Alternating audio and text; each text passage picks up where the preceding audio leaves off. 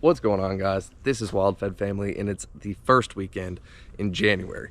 Now, that means deer season is coming to a close, but the property that I'm standing on right now is in the county next to mine, and just so happens there's an extended archery season. So I got a feeder back there, I got a blind back there. I did some hunting last year for extended archery, and I also did some turkey hunting. Same property, and it is slap full of does. So when everybody else is shut down, I can still come here and bow hunt. So I'm gonna set up this feeder. Just got off of work and actually brought the four-wheeler with me, so I had a little bit of daylight here at the end of the day. So I'm gonna get the four-wheeler unloaded, all the corn loaded up, and we're gonna head back to that feeder to get it filled.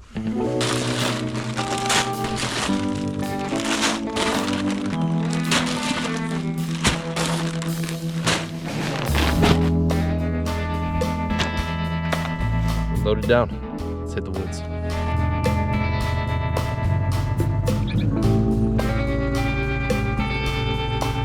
So on top of filling this feeder, I'm also going to get the trail camera running. Now this is a cell cam. It is out of batteries right now.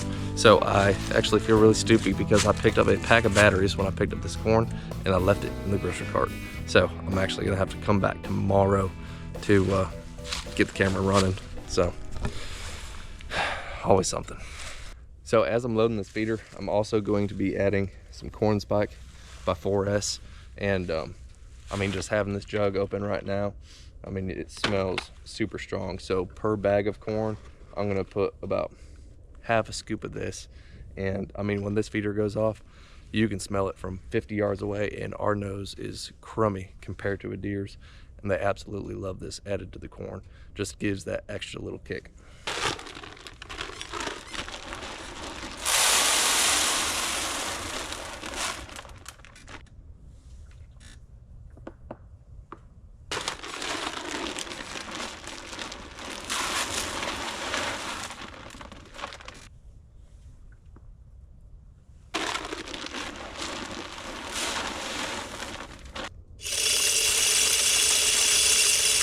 So it's gonna do that every morning at 7 a.m. And lastly, I'm gonna put a pile of 4S straw. This is a 20-pound bag right underneath the feeder.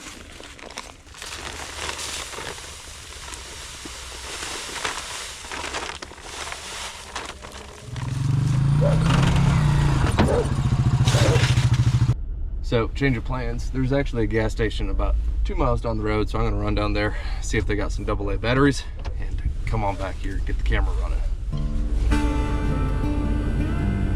It's a good thing there's a Dollar General every 2 miles.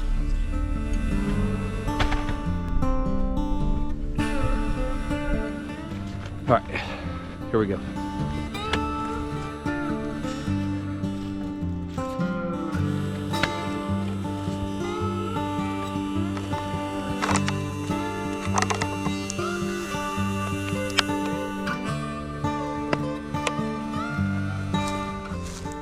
All right, good to go.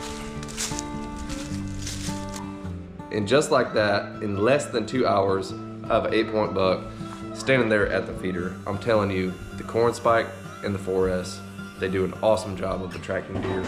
Deer love it, and yeah, I'm gonna let that sit for about another week or so, and then I'm gonna start hunting it. So I told y'all I was gonna let it sit for about a week, but in the last 40 hours, it is now Sunday at 12:54 p.m. In the last 40 hours or so, I've gotten 250 to 300 pictures of deer, all sorts of deer between 2 o'clock and 5 o'clock yesterday. So I'm gonna sneak out there and see if I can't take one, because they were absolutely everywhere. But I will see you when we get there. Well, I made it, and I'm actually walking back here with an arrow knocked, and it is still rifle season. So that's why I'm wearing orange. But as soon as I get to the blind, I'm gonna black myself out a little bit. But yeah, let's go get a deer and do it a really fun way. It's always more exciting with the bow. Here we go.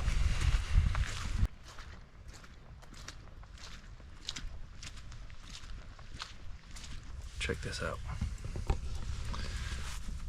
I don't know if you can see it from here, but in about the 40 hours that this has been out here, that 4S draw is completely eaten up. I'm telling you, they love the stuff, and it works. But I'm gonna make what little bit of noise that I've left for right now get settled in and wait for the magic to happen. Well, it's 3:45 now, and I haven't had any visitors yet, but with the way that things were going yesterday afternoon, it's gonna happen anytime now.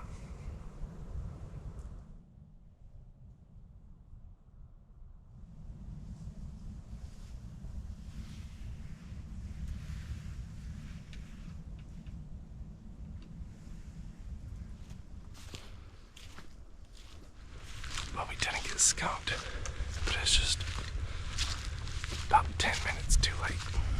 So on the walk back to the truck, I said it was about 10 minutes too late, but it really wasn't. I was 90% sure I could have made a nice shot on hers. 20 yards, she was broadside.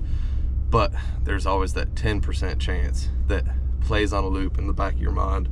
And I just didn't want to, have a long track tonight if I were to make a bad shot. I got to work in the morning. And secondly, I also want to be able to show you and have it on film in case I made a bad shot. And this camera is good, but it is not quite up to the quality of the human eye. And low light conditions just mean, low video quality, really.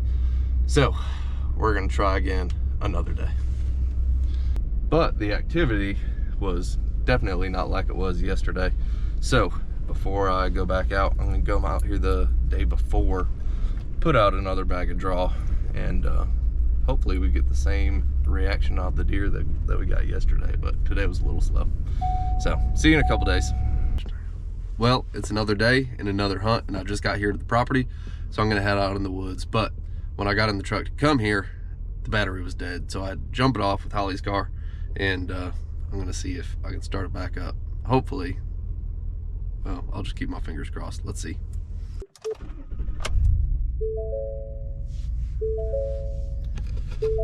Good to go.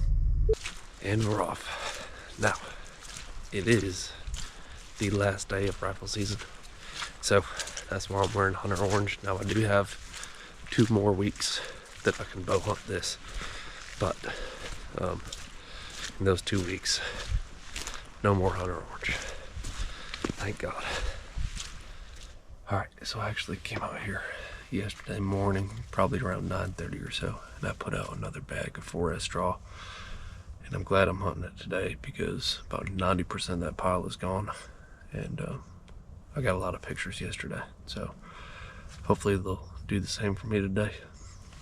So as you can probably tell, I'm not a huge fan of the hunter orange laws, and here's why. I don't think anybody has the right to tell you what to do, what to wear. That only impacts your safety. It's sort of like seatbelt laws. I don't think you should have to wear a seatbelt if there's nobody else in the vehicle with you. It's no different than riding a motorcycle.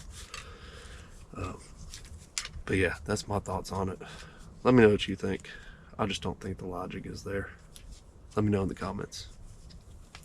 Even more so, just the fact that you're hunting private land that nobody else is hunting, and if they are, they're trespassing. They're doing something illegal. So why should it be mandated for you to follow? I think it's silly. Now, does it make hunting safer? Probably, but it should not be on you to carry that burden for other people's recklessness.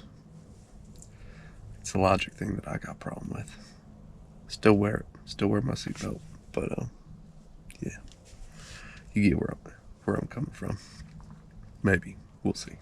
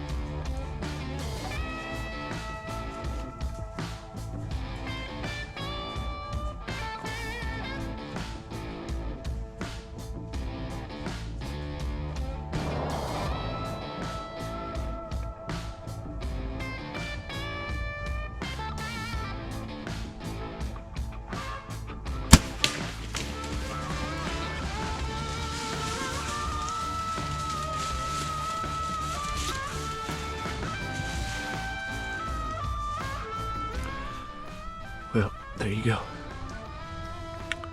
That is a doe down with a bow on the last day of rifle season. And you can probably hear the shots going off behind me. I think that's got target practicing, but I think a few deer went home to live in the deep freezer. But I just watched her drop. Man, that's so exciting with a bow.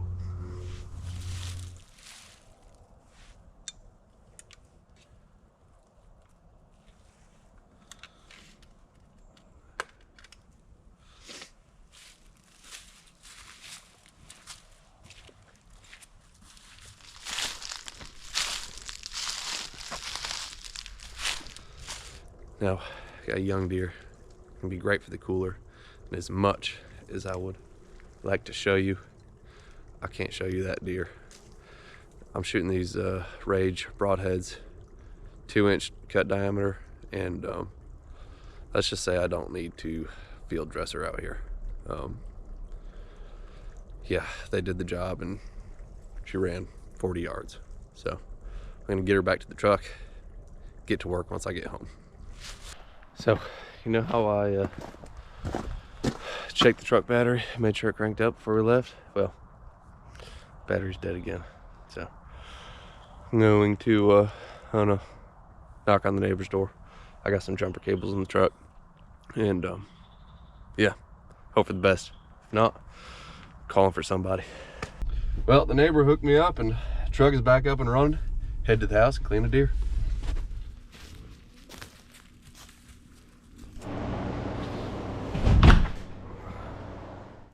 So that deer is cleaned up and in the cooler, and I really hope you enjoyed that hunt. I hope you enjoyed the video, and I hope you enjoy all the other videos that I'm putting out. But I have to get to work early in the morning, so it's time for me to come in here and get to bed. But I do have 2 more weeks that I can bow hunt that property out there. So I got some more deer hunting videos coming for you, and it's something that I have never done in my entire life. So stay tuned and look out for the next videos because it's going to be exciting. See ya.